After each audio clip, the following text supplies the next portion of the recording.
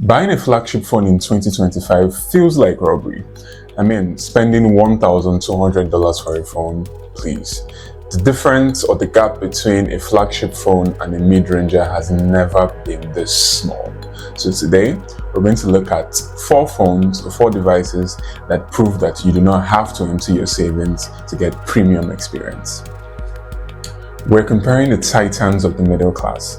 We have the Samsung Galaxy A56, the Google Pixel 9a, the Redmi Note 14 Pro Plus, and the OnePlus Nord 5.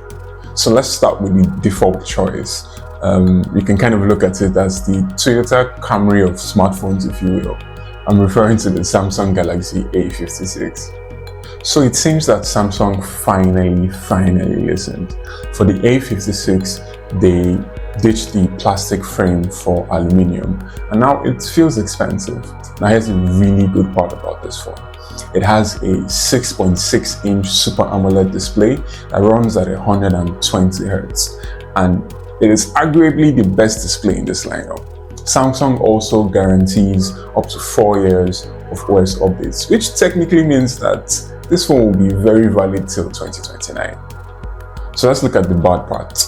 We have the charging speed. In late 2025, Samsung is still capping at 25 watts. Now, if you're lucky with the region, you can get up to 45 watts. And with this, it takes about an hour for the phone to charge. Another thing is the Exynos 1580 chip. Now, it is better than last year, but it is no gaming beast.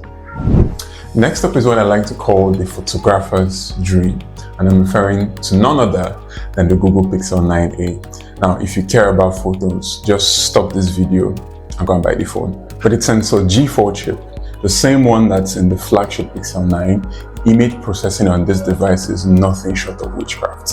You have Magic Editor, Best Take, and Night Sight, which actually sees in the dark. I mean, come on.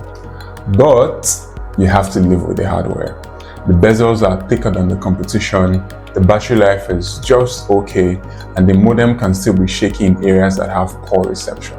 So just take note, you are buying this phone solely for the software and camera, not the hardware. Now, let's look at the spec sheet monster, the Redmi Note 14 Pro Plus. See, there's nothing you tell me. Xiaomi does not play fair. I mean, look at this. You have a 200 MP main camera, 120 watts HyperCharge, which takes your phone from 0 to 100 in 19 minutes. And on top of that, you have an IP68 water resistance and a curved 1.5K AMOLED display, while still usually coming in cheaper than Samsung. So here's the catch. I know you're wondering, is this all too good to be true? There's a catch. The HyperOS. Now, it still comes with ads in the system apps and bloatware pre-installed.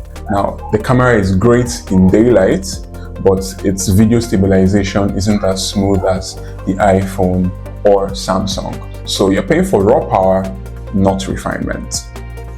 Finally, last and definitely not least, is what I like to call the speedster, the OnePlus Nord 5.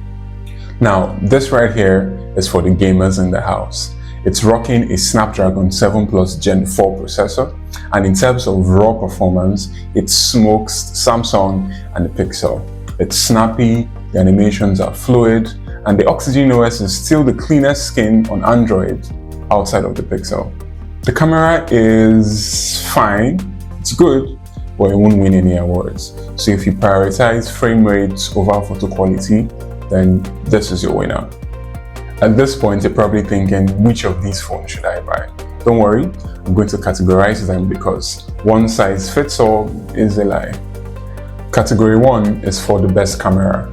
The winner of this segment is the Google Pixel 9a. Nothing else comes close for photography. Category 2 is for the best battery and charging. And the Redmi Note 14 Pro Plus wins hands down. That 120 watts charging just changes your life. Category 3 is for the best gaming phone. And here we have the OnePlus Nord 5. It is a literal pocket rocket.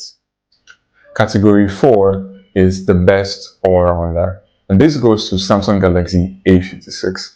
It's not the fastest and it charges slow, but it has the best screen and up to 4 years of support, as well as premium build quality. So it is the safest place to put your money for the next 3 to 4 years. I've linked the best current deals for these devices in the description. Prices change real fast, so make sure you get to click in those links. Now, which would you go for? Would you go for speed, the camera, or the safe bets? Let us know in the comments. My name is Josh, and this is Tech Mansion signing off. See you in the next video. Peace.